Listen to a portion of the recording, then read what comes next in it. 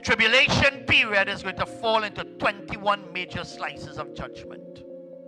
7 seals, 7 shofars, 7 bowls, 7 vials. After the church is taken in heaven and we receive crowns, we will then be around the throne, and Jesus himself will approach the Father.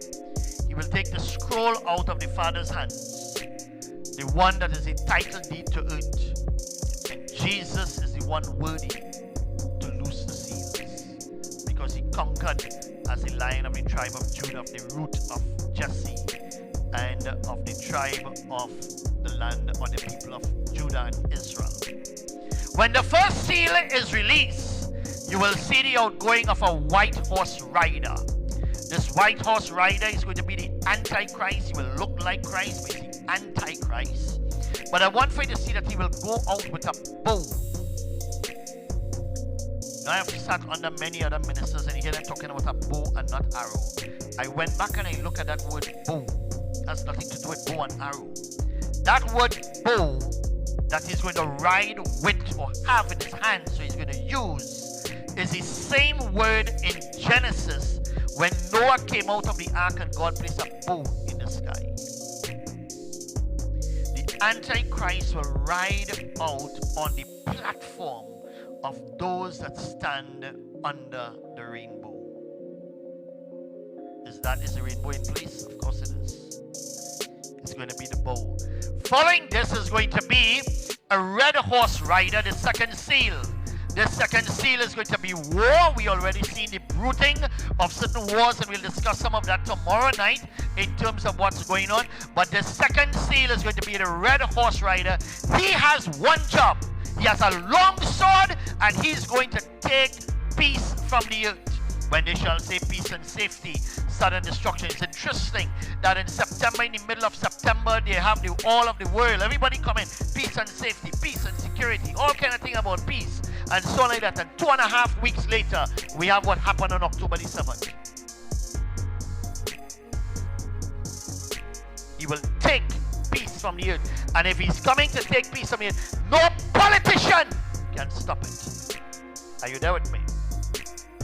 This war is going to be so severe that it's going to bring a great famine, and this is going to lead to the third seal. And this third seal here is going to be the black horse rider. Here is where it's going to be inflation, starvation, shortage. You will work the entire day to buy one loaf of bread. Not the entire pack of bread. One meal of bread. Black horse rider. Shortage. Seal number 4 is going to see the presence and the appearance of a personality from the underworld. This is a pale horse. The word pale is the only time in your Bible pale is used, and it means green or greenish or faded green in color. And this green here is speaking of the person of death. When this horse comes or this personality comes on the earth, whatever is the population of the earth at that time, 1/4 of humanity is slaughtered by this seal alone. 1/4 of humanity is taken out. But if you feel that killing was valuable, it was not for the government of the world. Seal number 5, we see now something from the political and economic side.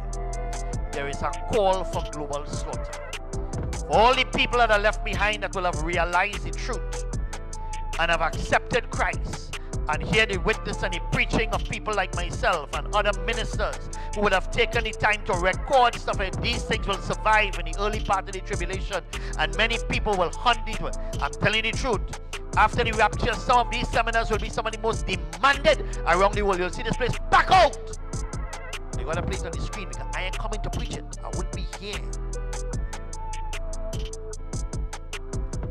But the world is going to go after and hunt down everybody who did not receive the mark of the beast. It will result in a global slaughter. And let me read for you what the newspaper has in the future. Revelation 7 and verse 9. And after this I beheld, and lo, a great multitude. Everybody say a great multitude. I want to help this great multitude.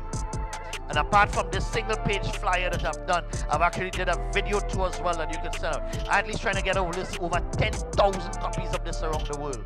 And the copy you get, I want you to make 100 copies and send it out. There are two things I want to give you an assignment. I'm going to ask you at the end of the month to pick it up, to find out if you do it. One, write a letter to the people that will be left behind. It could be your family members, your neighbors, your cousins, your co-workers. Write a letter to those that will be left behind and keep it in your Bible, somewhere in your home. When they break into loot, they'll find it and it will help them, because they'll be looking for answers. Number two, put up a sign somewhere in your house. I will be back in 7 years.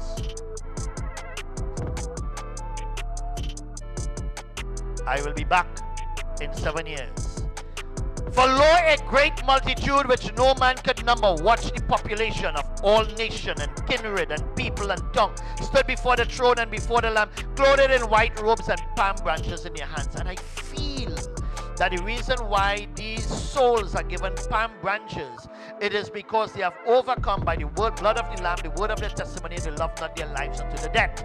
But I think also too as well, that if they're receiving palm branches, somebody have to be giving them palm branches. And if we did the work, and they didn't want to hear us when we were on earth, but they accepted the message after, who knows? We might be the one that's giving them palm branches. Would you be the one to receive palm branches, or the one that's giving palm branches? Look at verse 13. One of the elders answered me and said, what are these that are arrayed in white robes? Where did they come from? John don't know, he says, but you know. Here he says, these are they which came out of great tribulation and have washed their robes and made them white in the blood of the Lamb. For years I've been saying, and I said it last night and I'll say it tonight again, the greatest end time revival will happen inside of the tribulation period, not in the church age. This morning I was surprised, and I shared it on one of our network. I am surprised that Dr. David Jeremiah came out and said the same thing. There was a whole interview where he's talking about the greatest revival will happen in the tribulation.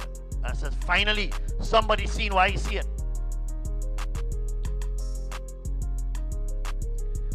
The amount of blood that will be spilled on the earth will create a great disaster. The wrath of God. Seal number 6 will be open, and this is going to rock every island, every city, every nation, every mountain in the world. Quickly, let me explain something to you. Whenever there is a disaster on the earth before the rapture, it happens in diverse places. That means it pops up at different locations. You have an earthquake in Afghanistan. You'll have an earthquake in Morocco. You'll have an earthquake in the islands of the sea. You'll have a hurricane in Mexico. You'll have a storm happening in one place. You're going to have it you'll have fires in Canada. You'll have fires in California. You'll have fires in Hawaii. It will pop up at multiple locations, but it is in diverse places. In the tribulation, however, whatever happens throughout the earth. If there's an earthquake, it's every island, every mountain, every city getting shaken at the same time.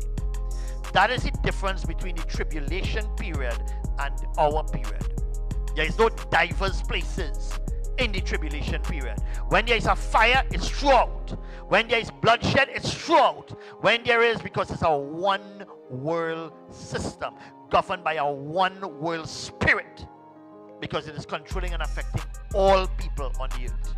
So in this one, you'll see it's every island, every mountain that's going to be shaken by the 6th seal. It's going to be called the wrath of the Lamb.